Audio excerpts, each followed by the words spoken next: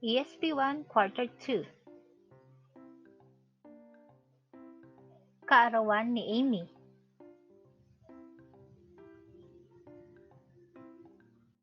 Tumugon kami sa paanyaya ni Aling Belen na dumalo sa kaarawan ni Amy, ang aking kaibigan. Nang araw na iyon ay napaaga ang aming dating sa kanilang tahanan. Magandang araw po, Aling Belen, ang aming pagbati. Magandang araw rin, mga anak, tuloy kayo, ang wika ni Aling Belen.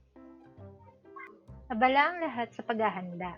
Sa aming paghihintay, ay napansin namin ang madalas na paggamit nila ng po at opo sa pagsagot sa kanilang mga magulang. Sa tuwing may pakikisuyo ang isa ay laging may katambal na pakiusap. Agad na sinusunod ng magkakapatid ang iniuutos ng kanilang magulang. Mabilis nilang natapos ang paghahanda.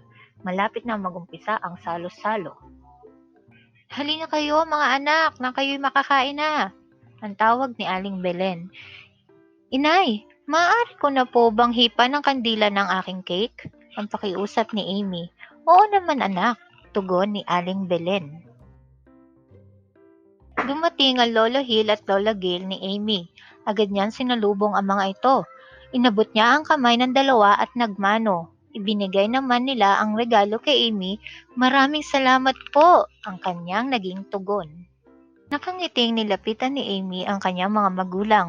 Humalik at yumakap ng maigpit sabay wikas ng mga salitang, "Salamat po, inay at titay.